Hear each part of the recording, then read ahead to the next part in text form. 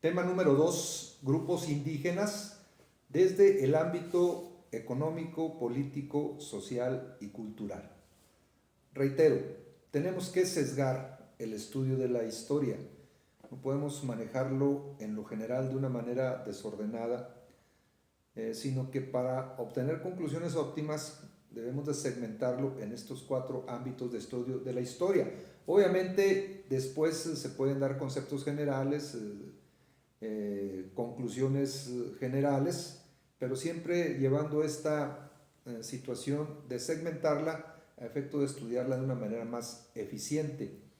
Y en el caso de los grupos indígenas tlahualilenses, pues es exactamente lo mismo, ¿no? Vámonos con esa situación. Y ahora vuelvo al tema de las competencias de la historia. Y el primero es ubicación espacial y ubicación temporal.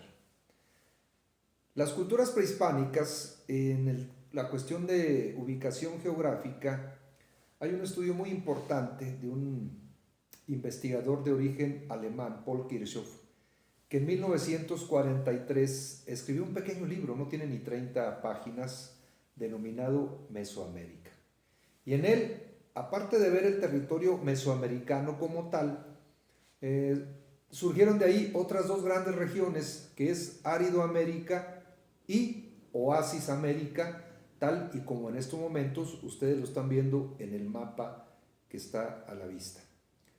¿Dónde se ubican estas culturas adherentes a la zona de Tlahualilo? En el bolsón de Mapimí, que abarca estados como Durango, como Chihuahua y como Coahuila.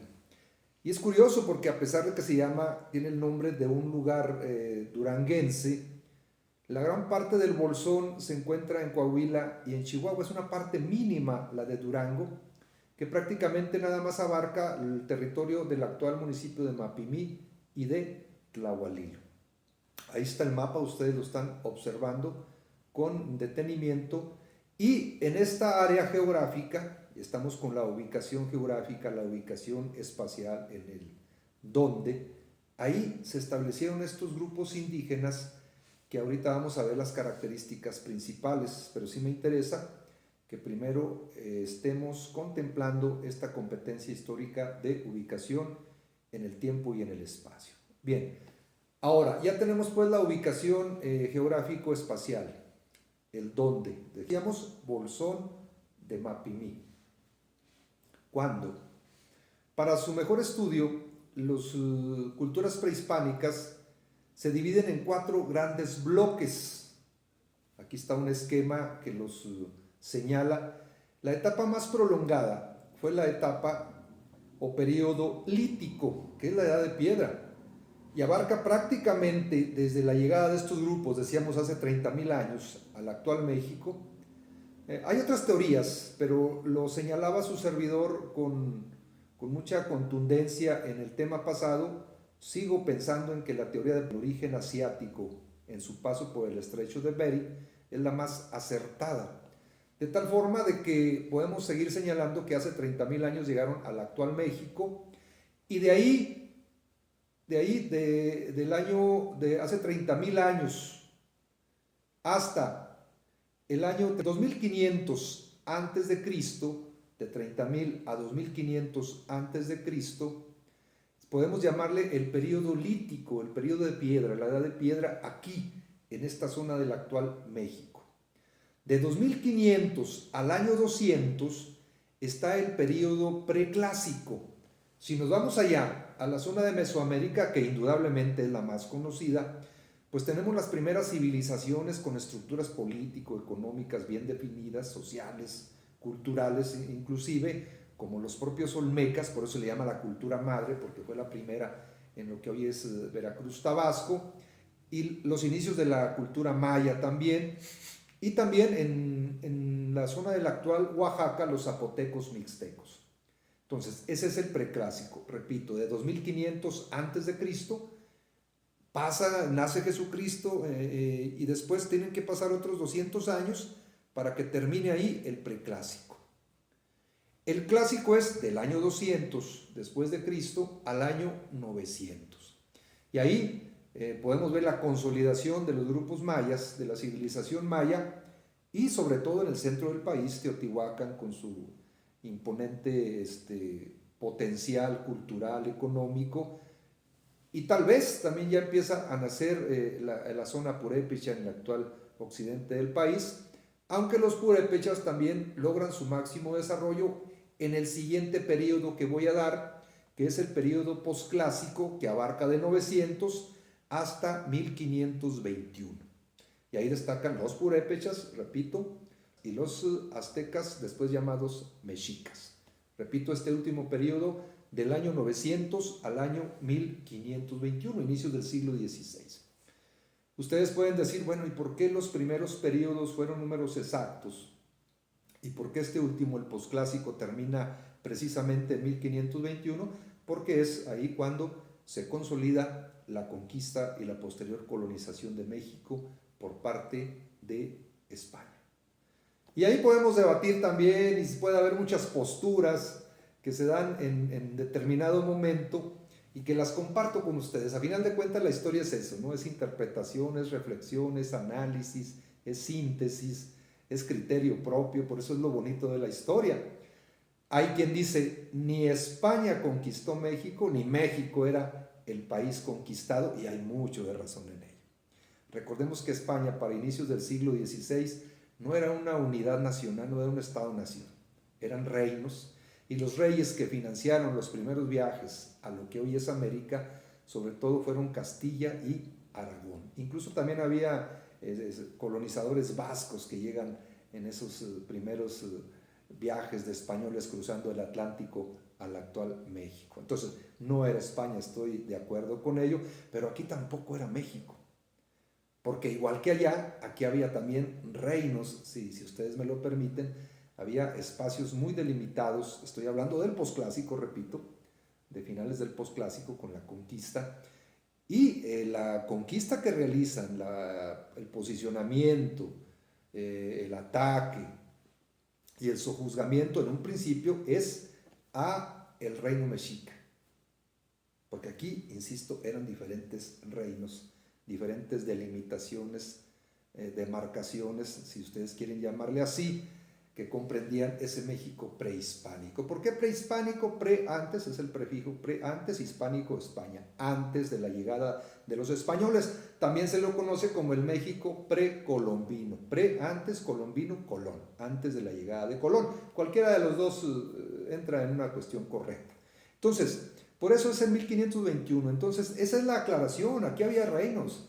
Había el purépecha, estaban los mayas, estaba los totonacas, estaban obviamente los mexicas, que eran los más importantes, y que a final de cuentas el embate español es apoyado sobre todo por totonacas, huejotzingas, tlaxcaltecas, que ya tenían esa rivalidad con el imperio mexica, sobre todo por el tema del pago de tributos, de las guerras floridas, que era capturar esclavos por parte de los mexicas para ofrecérselos a Huitzilopochtli. Entonces era mucha la afrenta que había ya de estos grupos mexicas, de este imperio mexica, hacia los grupos, muchos de ellos sojuzgados y otros con los que tenía constantes conflictos de carácter militar, de carácter bélico. Entonces, aclarado esto, ese es Mesoamérica, y de ahí se toman en cuenta estas cuestiones de ubicación espacial y ubicación temporal. En tanto acá, hacia arriba, hacia lo que es actualmente el norte de México, las cosas eran distintas, y los mismos antropólogos, historiadores lo reconocen. No era el mismo grado de desarrollo que estaba a la vista en la zona mesoamericana. Imagínense ustedes desde la cuestión astronómica con los mexicas, ¿no?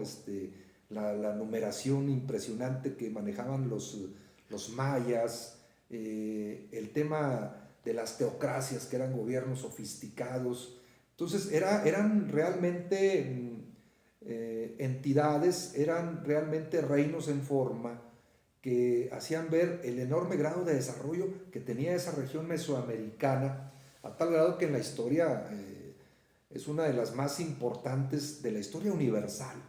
Acá de América solamente la compara la cultura incaica en la zona del Perú, los incas, Y son las dos grandes regiones que de alguna forma u otra tenían ese desarrollo comparable con sus características propias con lo que fueron en su momento la India, China, Mesopotamia o el propio Egipto, ¿no? En la antigüedad. A ese grado y de ese nivel es el desarrollo de Mesoamérica, pero acá en nuestra zona árida no era lo mismo, era un grado de desarrollo sumamente inferior, pues mientras allá estaba desarrollada la agricultura con todo lo que eso implicaba, acá eran pueblos cazadores, recolectores, pescadores, eran pueblos bárbaros, así le llamaban los mesoamericanos, a lo que les llamaban también chichimecas, que es el significado para los grupos de una alta cultura y civilización mesoamericana. No podemos señalarlo de otra manera. Eran muy diferentes las formas de vida, eran muy diferentes las condiciones en que desarrollaban ambos territorios. Y hay otra zona que es Oasis América, sobre todo en la zona de Casas Grandes, de Paquimé, la cultura moloyón le llaman, que era una transición que prácticamente abarca parte de Chihuahua nada más y ya se extiende hacia la zona de Arizona y Nuevo México en los Estados Unidos, que era una transición entre grupos no tan desarrollados pero tampoco tan atrasados. Incluso aquí hay una franja que es la zona de Chalchihuites, el Zape, en esta parte Zacatecas, Durango, La Quemada en Zacatecas, que también era una zona no tan atrasada como sí se veía en otras partes de la Aridoamérica a la que estoy llegando ya en esta plática, ¿no? Entonces, Aridoamérica era una de las tres regiones, me remito otra vez a la ubicación espacial, la ubicación geográfica, era una de las tres regiones que comprendían el México antiguo, de poco desarrollo económico, poco desarrollo sociopolítico y mucho menos desarrollo cultural. Bien, entonces creo que está bien delimitado esto. Ahora bien, seguimos bajando. Dijimos que vamos a trabajar mediante un método deductivo. Vamos de lo general, de situaciones generales, elementos generales, a obtener y a aterrizar en conclusiones de carácter particular, de carácter muy específico. Y lo que nos interesa, obviamente, es la zona de la laguna y por ende la zona de Tlahualilo, el Tlahualilac. Bien, ahora, las fuentes de información también es sumamente necesario manejarlas. Primeramente, por ahí, ahora sí que voy a hacer publicidad. Aquí está Tlahualilo, Raíces y Destino, la segunda edición de su servidor. Estas dos ediciones ya tienen prácticamente una década, va a cumplir un año de Tlahualilo, Raíces y Destino, y aprovecho para agradecerle a la gente y a muchos de ustedes el apoyo que me han dado al obtener este libro. Ahí está por ahí en Amazon, ¿sí? Tlahualilo, Raíces y Destino, que es una referencia de lo que es la historia de nuestro municipio. Como vamos aquí, la idea de su servidor era esa, que primero, habiendo escrito bibliografías importantes, también su servidor con antecesores de mucha importancia, el maestro Arturo Sandoval, el maestro José Luis Tobar Rangel, creo que Jesús Ortiz también hizo otro libro por ahí. Bueno, ahora en el afán de que ustedes sigan interiorizándose en nuestro pretérito, en nuestro pasado, pues ahora la idea es hacerlo de manera no tan academicista, pero sí de manera tal que también mediante la imagen y la cuestión auditiva ustedes puedan irse interiorizando más en lo que es la historia de Tlahualilo. Entonces, este es mi primer elemento de consulta, libro de su servidor, obviamente también ya basado, fortalecido con otro tipo de bibliografía. Aprovecho también otro elemento más de estudio de la historia. Acuérdense, las tres competencias, los dos métodos, y ahora tenemos también qué tipo de fuentes podemos consultar. Es decir, a dónde podemos acudir a quienes nos gusta este tema de la historia. Y me quedo siempre en la evolución de todos los procesos académicos, siempre hay nuevos elementos que van integrándose a lo que ya está establecido, pero yo me quedo con dos. Las fuentes primarias son aquellos documentos o personajes que directamente estuvieron involucrados en un determinado proceso histórico o suceso histórico. Se me ocurre, la guerrilla en 1994 en Chiapas. Ahorita podemos entrevistar gente, platicar con gente que estuvo involucrado en ese movimiento de enero de 1994. Esas son fuentes primarias, porque es gente que ahí estuvo. Igual, me voy con el mismo ejemplo, otra fuente primaria es los documentos oficiales, se me ocurren los acuerdos de San Andrés, Larrainzar, que ahí están. Esos son fuentes primarias porque son las fuentes principales, originales, de determinado suceso o hecho histórico, primarias. Pero están también las fuentes secundarias, a la que acudimos mucha gente a la que nos gusta la historia. ¿Cuáles son estas? Pues libros, documentos, crónicas que otros escribieron, pero que nosotros como historiadores, voy a llamarle así, aunque es mucha la pretensión, acudimos a ello y le damos nosotros la información que está acorde a nuestro criterio. Entonces, esas son las dos fuentes, unas son fuentes directas, otras fuentes indirectas, llamémosle también de esa manera. Fuentes primarias, fuentes secundarias que entre todas amalgaman esto que es el estudio de la historia o lo que se conoce también como la historiografía, que no es otra cosa más que la interpretación de hechos, sucesos, documentos, libros que se han hecho previamente por parte de quien está escribiendo en ese momento. Bien, tengo también, les decía en el promocional, ¿a quién hay que acudir para esto? Están las ANUAS, punto número 2, que eran informes, cartas anuales, de ahí viene la derivación, que los jesuitas, que fue el grupo religioso, estos frailes, que llegaron a México en ese entonces la Nueva España, en 1572, prácticamente después de los franciscanos llegan rápido a la Nueva España en 1524, los 12 apóstoles que les llamaron. No, los jesuitas llegan hasta 1572, pero rápidamente tuvieron un papel trascendental, sobre todo en la parte norte del actual México, a donde fueron encomendados mediante diferentes cédulas reales. A eso quiero llegar. Los jesuitas recibieron la autorización, la cédula real de Felipe II, el monarca español, el 6 de abril de 1594, donde se les autorizaba para que realizaran las misiones respectivas que tenían como único objetivo el proceso de evangelización y cristianización de los indígenas, de los nativos del norte del actual México. Entonces, a esa época nos remitimos, pero antes también hay otros frailes, José de Arlegui, José de Agustín de Morphy, que eran frailes franciscanos que también participaron en estos procesos, porque ya vino después Juan Agustín de Espinosa y un militar como Antón Martín Zapata, el madrileño, que consolidaron la colonización española en lo que hoy es la región lagunera y evidentemente en lo que hoy es Tlahualilo. Tengo también este libro que incluso lo encontré por ahí en internet, pero me gustó tanto que lo imprimí, es pequeñito. Es de Paulo Martínez del Río.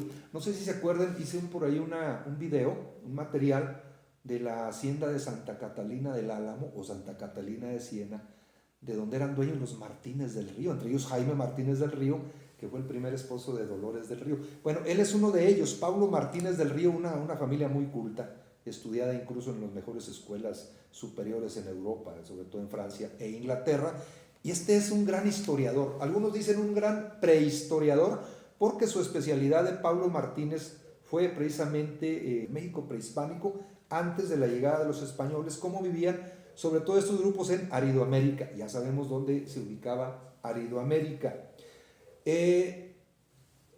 Y tengo otra también, una escritora excelente, una investigadora de origen francés, Chantal Cramusel del Colegio de Michoacán, que también habla de estos grupos indígenas, y también me ha interesado mucho leerla porque nos da mucha luz respecto a lo que sucedió. Ahora, es importante enlazar el pasado con el presente, me refiero a los autores.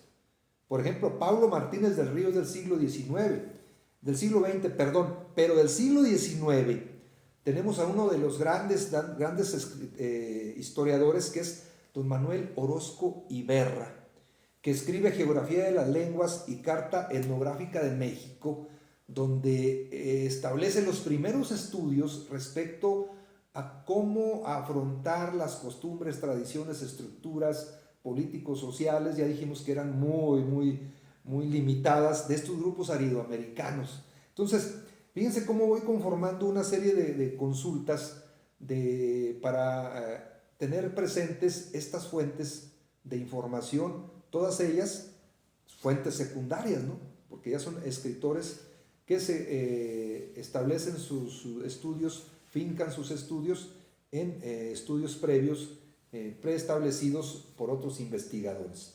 Bien, entonces, ahorita lo que vamos a hacer es lo siguiente, ver cómo llegan estos grupos y cómo se va generando esta situación.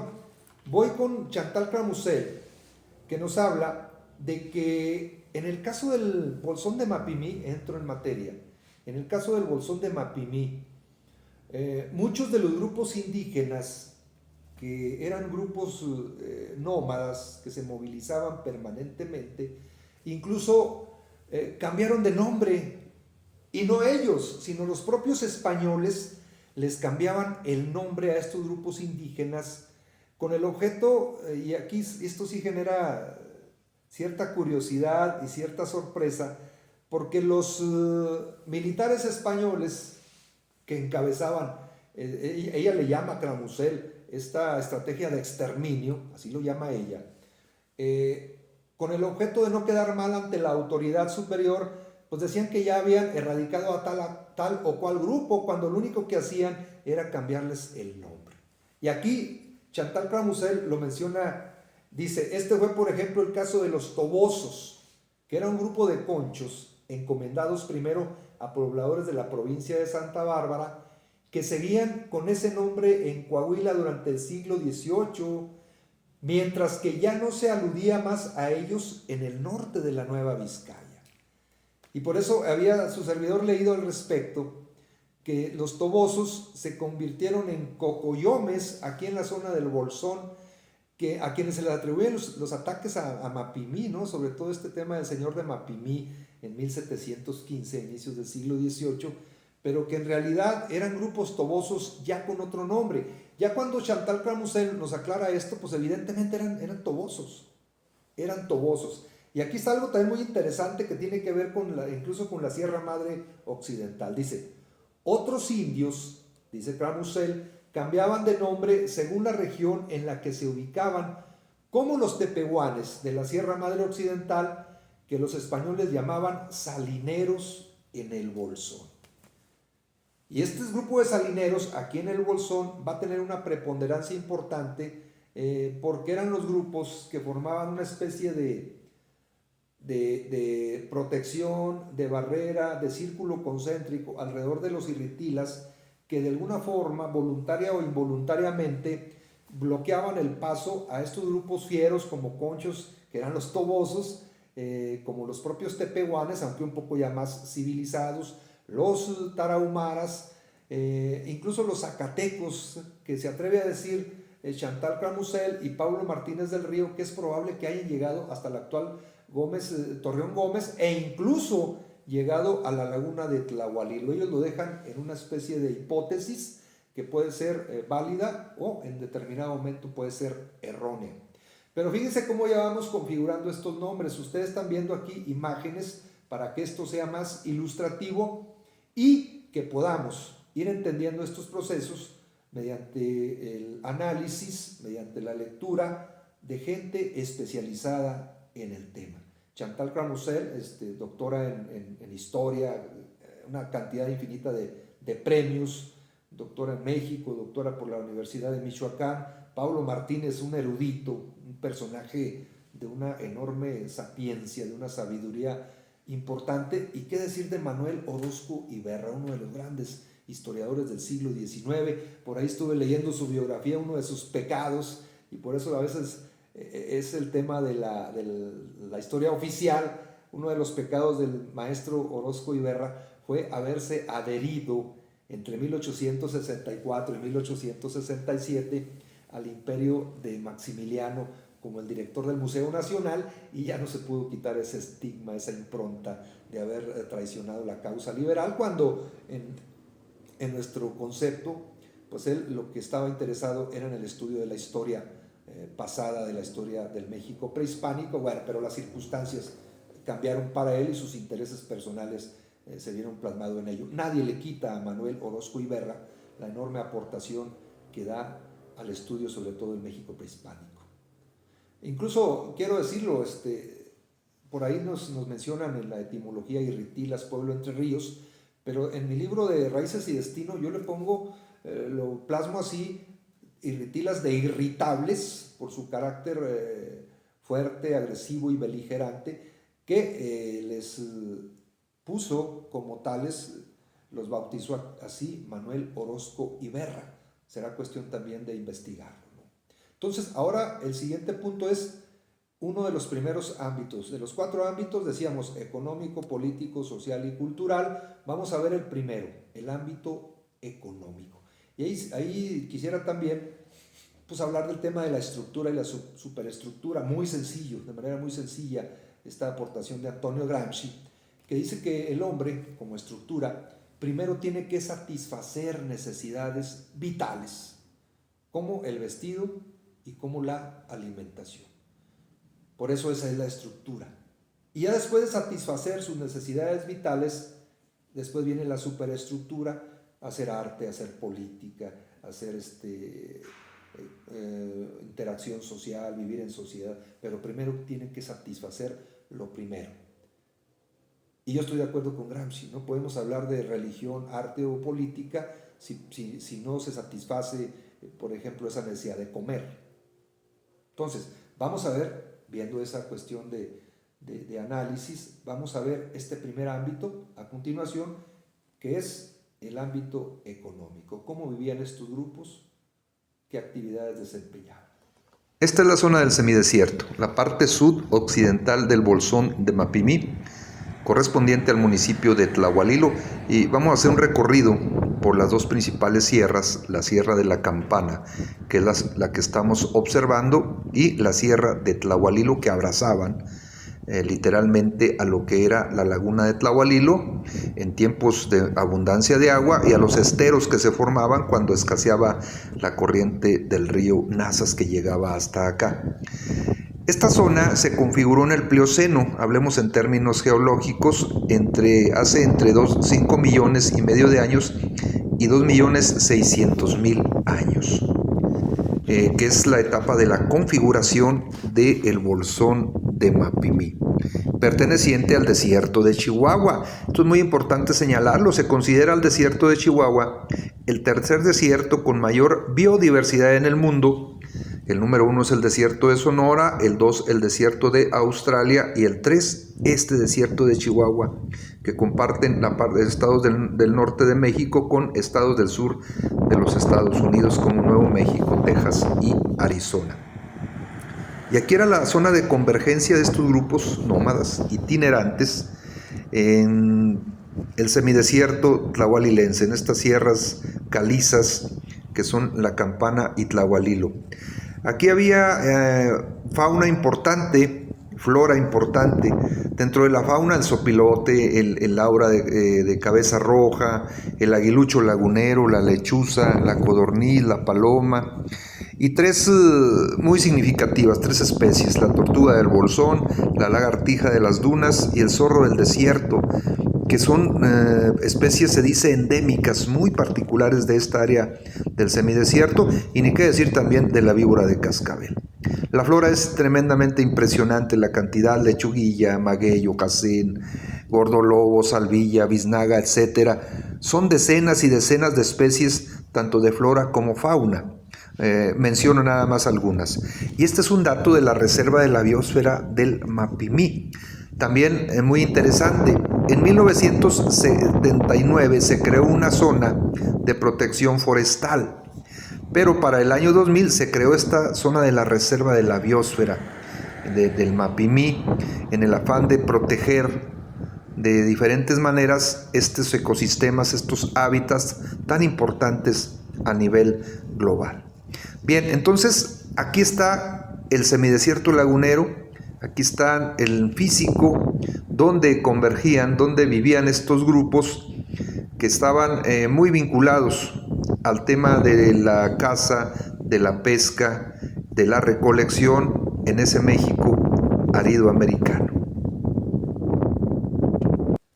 Entonces, tal y como lo acabamos de concluir, la zona del Bolsón de Mapimí es enorme. Abarca estas tres entidades, parte de Durango, parte de Chihuahua y parte de Coahuila.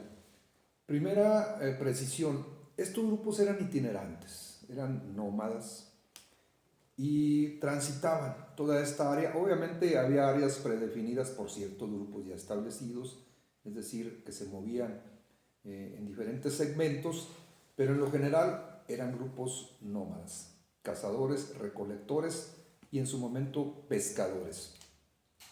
Por eso no podemos precisar en la zona del Tlahualilo, ni mucho menos podemos asegurar que haya habido grupos preestablecidos o establecidos de manera formal. Eso es totalmente incorrecto. Era zona de tránsito, de estadía temporal, provisional. En Tlahualilo, raíces y destinos sí lo señalo. Quizás en tiempos donde el clima era benévolo, pues la práctica sobre todo de la pesca y estas estrategias, ¿verdad? Se ponían unas calabazas flotantes enormes y cuando ya los patos se adecuaban, se acostumbraban, pues inteligentemente estos grupos se ponían la calabaza en su cabeza, se metían a la laguna y ellos nadando y la calabaza nada más vista. Para ello tenían ciertos orificios para que ellos estuvieran viendo. Se acercaban al pato y el pato confiado no tenía ninguna reacción, lo agarraban de las patas y lo ahogaban de manera inmediata. Ya también llegaban después las nazas, que eran estos cestos enormes, sobre todo en el curso, en el caudal del río, las nazas que le servían para atrapar peces. ¿Qué tipos de peces había? Pues había el matalote, grande, ceboso, espinoso, pero que era parte de la dieta indígena. Estaba el bagre y estaba la trucha o sardina también, aparte de peces pequeños que eran parte de esta dieta proteínica de estos grupos aridoamericanos convergentes al bolsón de Mapimí. Bien, voy poco a poco desglosando las actividades económicas. Decíamos, vámonos primero con el ámbito económico. Ahora bien, los grupos pululaban de esta manera y de alguna forma tenían diferentes maneras de organizarse, diferentes maneras de estructurar su forma de interacción. Entonces, Orozco y Berra nos habla, el mismo Pablo Martínez del Río, de que tribus como tales, así lo llaman ellos, como grupos tribales desarrollados, pues nada más estaban, por ejemplo, los tarahumaras, con una estructura bien definida, los conchos también, de alguna forma los tepehuanes y hasta los salineros incluso, que decíamos ahorita, era un segmento de tepehuanes que acá se le llamaba de otra forma, salineros, ahorita vamos a ver por qué. Pero me interesa primero que definamos qué grupos estaban establecidos en este amplio territorio que era el Bolsón de Mapimí, que prácticamente abarcaba el norte de Chihuahua y los afluentes del río Bravo, como en el norte de Durango, el río Florido, el río Conchos, el río Chubíscar, que iban hasta el Bravo, que desemboca todavía en el Golfo de México. Había grupos ahí circundantes a estas cuencas fluviales, pero la zona de la laguna dentro de ese mismo bolsón era diferente y sigue siendo diferente, puesto que en la laguna eran corrientes endorreicas. Sí me gustaría explicarlo. Hay dos tipos de corrientes fluviales, de río, vaya. Están las corrientes exorreicas, que son la gran mayoría de los ríos que desembocan en el mar o en el océano. Seguimos con la zona del bolsón de Mapimí. Los afluentes del Bravo llegan al Bravo y el Bravo, el río Bravo o río Grande, desemboca en el Golfo de México. Esa es una corriente exorreica. Pero hay otro tipo de corrientes fluviales que no necesariamente desembocan en el mar u océano. Es el caso de la laguna. Tanto el río Nazas como el río Aguanaval, de origen duranguense y zacatecano respectivamente, sus aguas no iban allá, sino que llegaban a estas lagunas que se conformaron después del famoso paleolago Irritila hace aproximadamente 12.000 años, que prácticamente eran la laguna de Mairán o Laguna Grande de San Pedro, que era una derivación de la laguna de Parras, la laguna de Tlahualilo o laguna del Caimán y la laguna de Viesca. Las primeras alimentadas por el Nazas y la última, la de Viesca, por el caudal del río Aguanabal. Entonces imagínense cuál era el hábitat en una zona semidesértica, pero que a final de cuentas era nutrida por estas corrientes fluviales que tenían diferente caudal.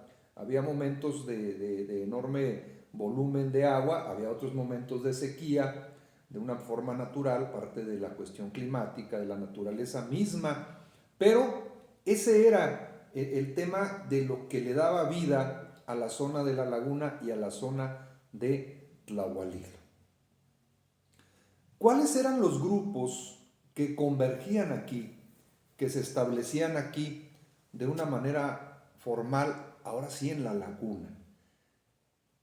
Manuel Orozco Iberra, que fue quien más estudió eso, con su geografía de las lenguas y cartas etimológicas, trató de buscar esta posibilidad de ir clasificando estos grupos, pero religiosos como el padre Morphy, por ejemplo, decían en su momento que era prácticamente imposible.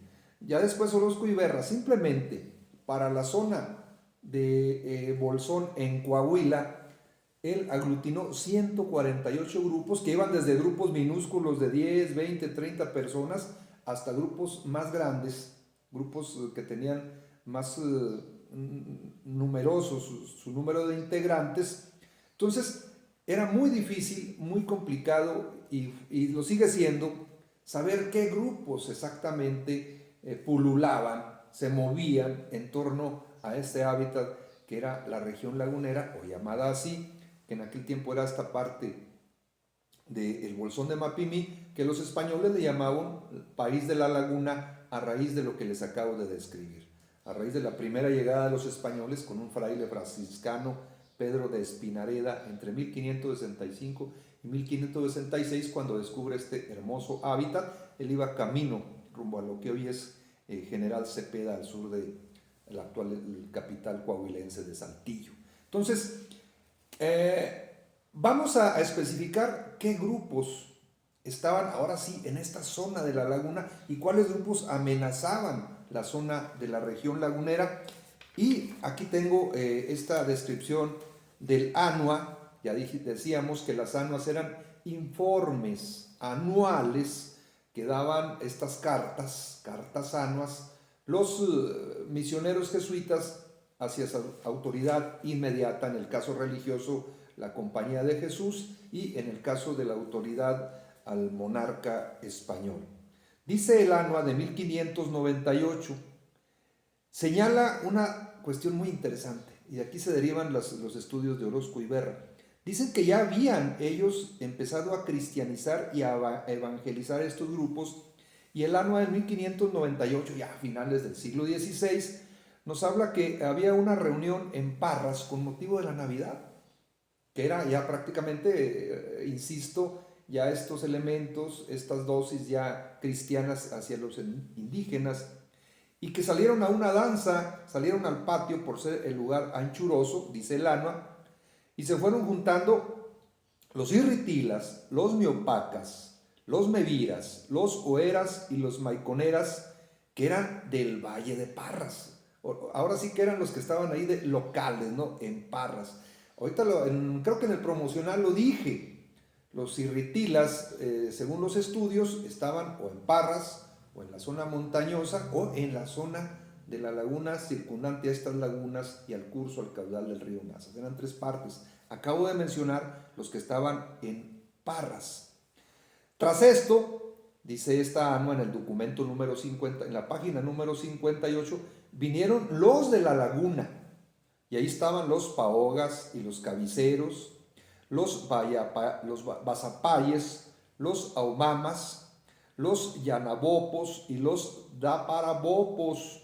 Y a estos Orozco Iberra también añade a los mamazorras, a los nehuales, a los salineros y a los bajaneros para los de la laguna. Y agrega también a Orozco y Berra, bueno, a los payos para los del valle. Se mencionan también a los ochoes, gente feroz, y a los alamamas, también de origen más lejano. Entonces, los que acabo de mencionar, esos eran los grupos, vamos a llamarle autóctonos, aunque no era cuestión de autoctonía, llegaron hace 12,000 años y más o menos empezaron a juntarse, pero estos eran los grupos originales, si me permiten el término, de la zona de la región lagunera. Otra vez, importante señalarlo, ellos eran quienes estaban establecidos en esta área y más adelante, ya lo he comenzado a señalar, empiezan a llegar grupos con una organización más marcada y con un nivel de desarrollo superior a estos grupos que acabo de mencionar. Es decir, ya llegaban tribus, siguiendo con la conceptualización que dan estos especialistas, que amenazaban con tomar estos lugares también de manera provisional. Ya lo dijimos, el bolsón de Mapimí, el radio de acción de estos grupos, va prácticamente desde el río Bravo hasta la zona del semidesierto lagunero. Entonces, ahí estos grupos caminaban, transitaban, se movían acorde a cuestiones de intereses, a cuestiones climatológicas, lo que usted desee, a la movilidad misma de estos grupos humanos. Entonces, eran grupos eminentemente nómadas en esta área arido-americana. Me llama la atención lo que dice Chantal Creuset.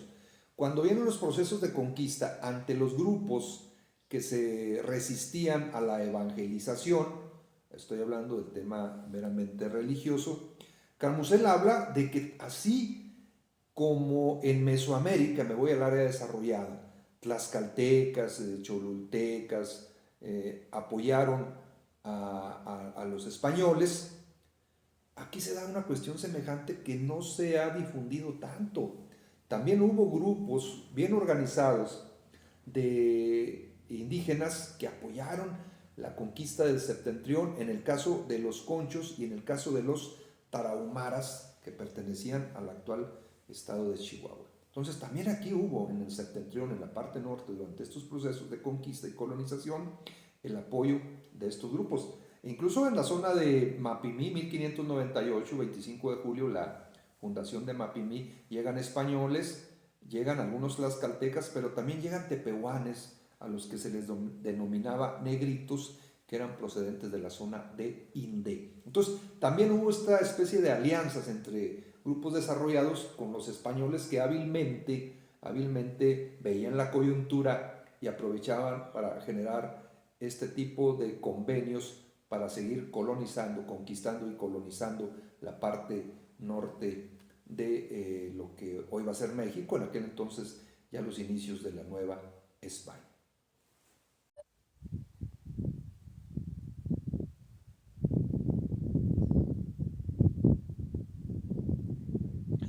El principal sustento de estos grupos, ya los ubicamos, era el que se derivaba de las actividades de caza, de pesca y de recolección. La agricultura todavía no afloraba como tal. A veces algunos granos que salían siguiendo el cauce del río, pero no era ni mucho menos para señalar que hubiese prácticas agrícolas. Eran las tres actividades que acabo de señalar. Y las fuentes son muy variadas en ese sentido, las que he mencionado reiteradamente. Las tribus no eran tribus homogéneas, entonces cada una tenía sus estrategias para realizar estas actividades en torno a las grandes lagunas, donde la base alimenticia, incluida la laguna de Tlahualilo, pues eran los peces, las aves acuáticas y algunas raíces lacustres. Lacustre viene de lago, la palabra lago. Hay una versión del Padre Alegre que dice que en la laguna había muy abundante y copiosa cantidad de patos de varias especies. A los patos cazan y derriban con ondas también, al vuelo con singular destreza.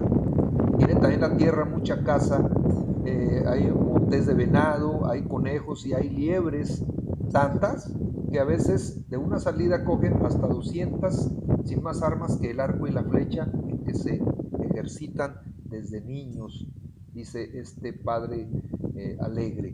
Imagínense ustedes la cantidad de fauna que existía en esos momentos en este hábitat que era la zona lagunera, con estas 3 lagunas circundando y prácticamente alimentando a estos grupos indígenas. Incluso también hay garzas de las que se sustentan cogiendo y matando una gran suma porque son diestros con el arco y la flecha. También comenta el padre Andrés Pérez de Rivas, un padre franciscano que escribió mucho, mucho sobre estos grupos. Andrés Pérez de Rivas, incluso El triunfo de nuestra Santa Fe, que es un libro muy recomendable para saber cómo vivían estos grupos indígenas. Eh, Pérez de Riva también habla también nuevamente de lo que comentábamos ahorita, la técnica, la táctica de las calabazas en sus cabezas para confundir a los animales. Ahora bien, también comían otros animales que ofrendaban también a un cometa, aparentemente también había este tipo de creencias, que eran las tuzas y los ratones, que era una comida alusiva a cuestiones ya míticas que tenían esa connotación. Había también, dice el padre Arista, peces como los que he mencionado ahorita, que eran nutridos por el caudal del Nazas, como el matalote que señalaba, como la trucha, como el bagre, que eran especies fluviales que le daban mucho, mucho tema de nutrición a estos grupos. Ahora, en cuanto a los alimentos derivados de la flora regional, dice el padre Arista lo siguiente: queda también, dice, por las playas secas, copia de raíces, es decir, restos de raíces y frutillas que le sirven de alimento gran parte del año. De las raíces hacen unas como roscas, a manera de roscas de pan, muy blancas y de bello sabor. ¿Sí? Entonces, también fabricaban este tipo de alimentos derivados de la vegetación que se daba ahí. Y habla de un tipo de género de espadañas, muy parecidas a las aneas en España, que se daban alrededor de la laguna. Imagínense ustedes las lagunas cuando ya se estaban secando y se formaban esos famosos esteros. También hacían estas roscas y panes moliendo el mezquite, que también era parte de la dieta derivada de los vegetales. También las hacían roscas, las hacían panes e incluso también el mezquite también lo fermentaban para la bebida. Todo esto es la forma del sustento de estos grupos indígenas de la zona lagunera y consecuentemente de Tlahualilo. Tienen unos magueyes con unos tallos y en ellos unas flores que en cierto tiempo del año se llenan de rocío del cielo, el cual se convierte en una suavísima miel que cocida se viene a cuajar. Dice también, es el maguey. Chantal Cramusén nos habla de la lechuguilla también, que ya después mejor fue utilizada para la elaboración de cestos, de guaraches, etcétera, etcétera. Dice una de las anuas, casi nada nos dicen las fuentes acerca del nopal o acerca de la manera de preparar los alimentos, pero naturalmente no despreciaban las tunas, dice el documento 69.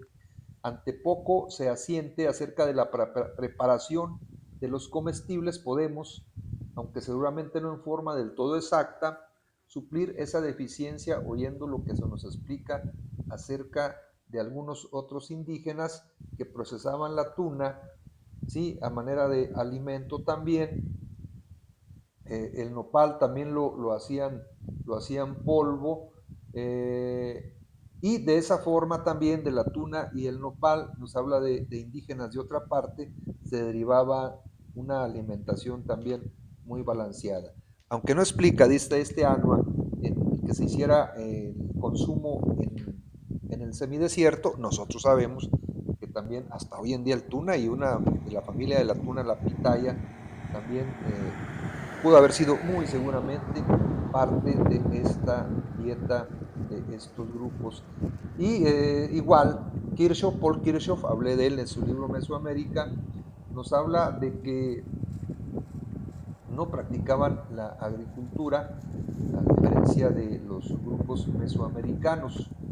Bien, el año de 1595 dice que ni siembran, ni tienen dónde, ni comen más de lo que la tierra voluntariamente les produce. Quiero decir que el agua también, ¿no? Lo estamos viendo con las lagunas como eran fuente de alimentación, y yo creo que ante esa comodidad, más los animales, incluso roedores que vimos que había alrededor, no requerían tanto el tema de la agricultura. Eh, entonces, ese es a grandes rasgos el tema de la comida, el tema del sustento alimenticio. Y por último, un tema que siempre ha generado curiosidad e inquietud. Practicarían pues estos grupos laguneros la antropofagia, es decir, el canibalismo. Y hay un ANUA, la segunda ANUA, que es la de 1595. Recordemos que las ANUAs empezaron en 1594. Esta ANUA nos dice lo siguiente, que los misioneros se hallaban temerosos de que los indígenas, por su antojo, por satisfacer su hambre, los maten y los coman. Es decir, si había un temor fundado de estos grupos evangelizadores. Esto lo plasma el documento en la página 120 de esa ANUA de 1595, repito. Y el dato dice no vale mucho. Sin embargo, otra vez acude a Andrés Pérez de Rivas, nos dice que los indios, después de su conversión, compartían su sustento con las tribus enemigas y les manifestaron a los misioneros que, cuando antes defendían sus esteros matando a sus enemigos, era para comérselos, y de hecho se los comían. Y ahora, con tanta cristiandad, repartían con ellos su propio sustento.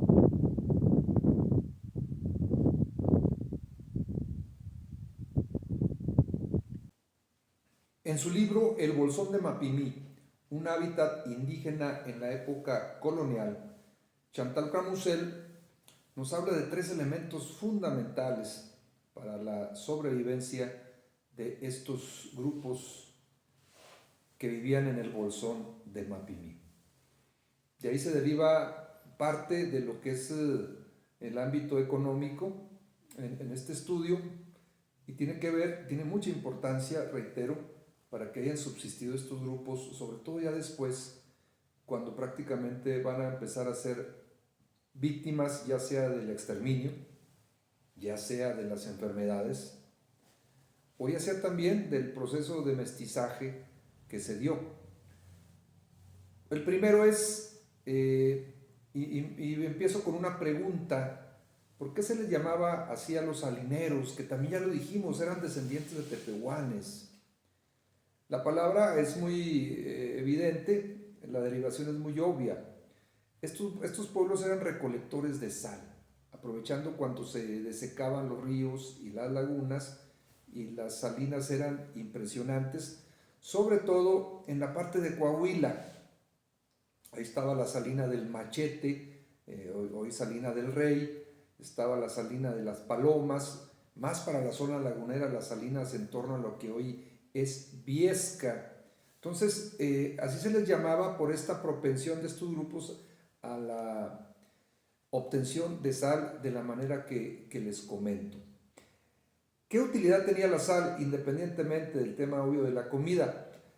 Durante el auge de la minería, que se da en norte de la Nueva España, siendo Parral uno de los principales centros mineros reales de minas de enorme trascendencia, la sal se empieza a utilizar también para la amalgama de la plata junto con el mercurio, para sacar más purificado este metal precioso, la plata. Por eso se hizo muy codiciada el tema de la sal en esta zona, sobre todo en la parte de Chihuahua. Debo reiterarlo, todos estos datos hablan en general del bolsón de Mapimí, que he insistido mucho en cuanto a la extensión, pero no se duda, siendo grupos itinerantes, que en su andar durante toda esta franja impresionante también hayan tocado, obviamente, la zona del Tlahualilo, la zona de San Pedro, la zona de Viesca, más este grupo que son los salineros, Por eso reitero mucho, enfatizo mucho el hecho de que eran grupos itinerantes, que estaban de paso y que se quedaban de manera provisional en sitios específicos. Bien, entonces eso era la primera vertiente, la extracción de la sal. La segunda vertiente que maneja Cramusel es la importancia de la lechuguilla, que al principio pretendieron que fuese el agave para una cuestión de la bebida, y al contener demasiada fibra fue imposible, pero después le encuentran un uso igual de importante, que tiene que ver con la elaboración mediante esta fibra, la elaboración de lo que eran las sandalias, los guaraches, la elaboración de la cestería y otros implementos que fueron fundamentales también ya para los accesorios que poco a poco iban evolucionando entre estos grupos indígenas. Y un tercer elemento son los animales mesteños, le llamaban ellos, que no era otra cosa más que animales mostrencos, diríamos hoy en día, que vivían en las serranías, sobre todo las vacas silvestres y los caballos. Ambos servían de alimento también a los grupos indígenas, también servían de alimento y también eran parte de la dieta de los grupos. Los caballos obviamente también para el traslado y el transporte.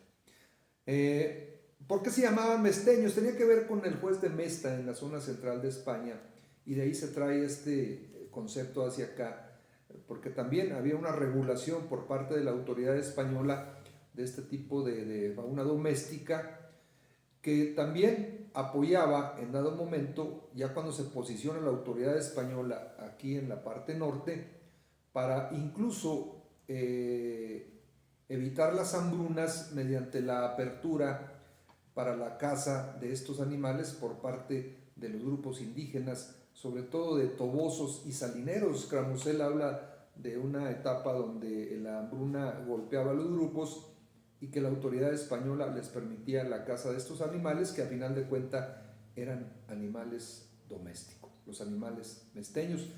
Y ya estamos hablando de lo que fue ya el posicionamiento de parte de los españoles en la parte del septentrión y sobre todo esto que nos interesa, que es la zona del Bolsón de Mapimí.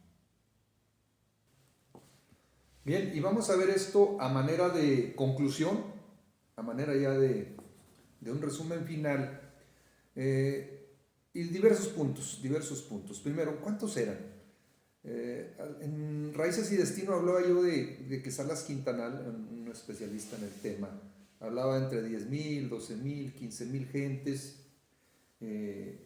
todos en su momento en esta zona de la laguna.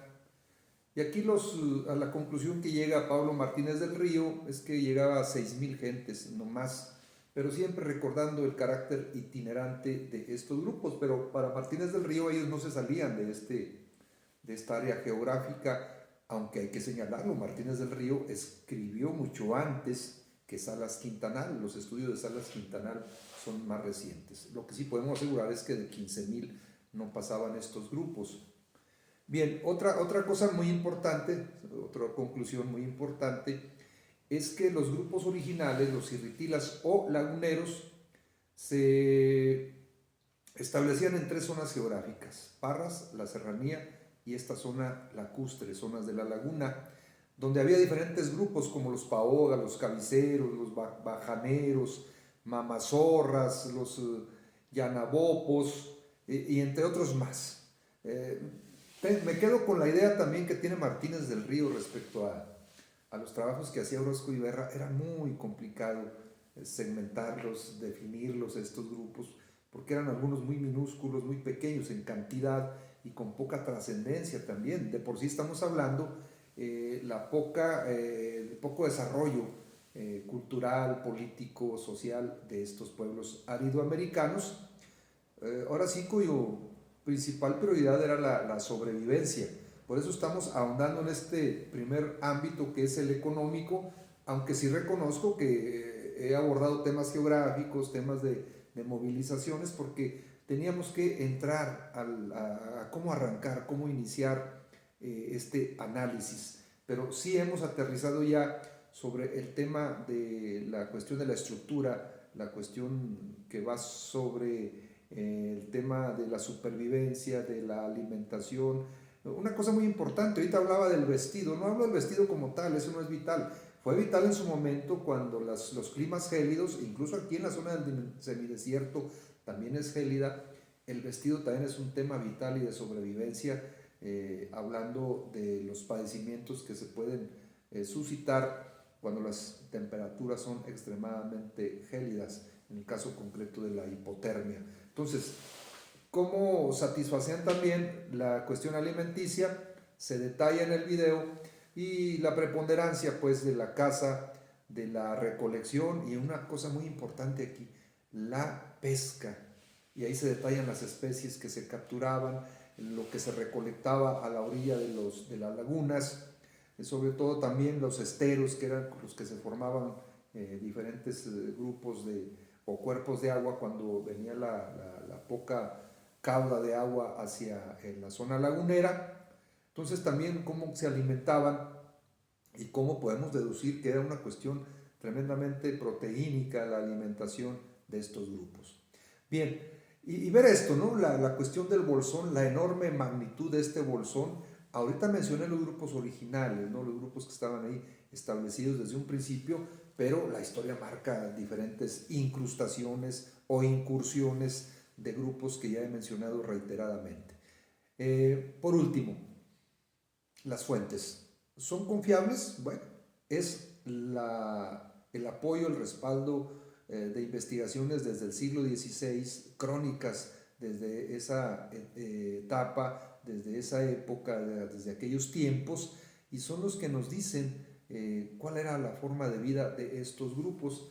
Alguien en un sentido crítico puede en dado momento cuestionarlo, porque a final de cuentas es la visión de los grupos conquistadores, es la visión de los grupos españoles que se movían hacia tierra adentro, le llamaban ellos al avance hacia el norte, pero son las fuentes que hay, son las fuentes que existen y que de alguna manera muchas de ellas son establecidas por estos miembros del clero regular, que eran los frailes, que eran las órdenes religiosas, como en este caso tenemos versiones de franciscanos y tenemos versiones de los jesuitas. Más después, llegaría el clero secular, que era otra estructura diferente, con asentamientos ya establecidos en los lugares, con obispos, arzobispos, párrocos, etc. Una estructura muy diferente el clero secular a este clero regular, que eran estos frailes que andaban en movimiento permanente en la selva, en el desierto, en el bosque,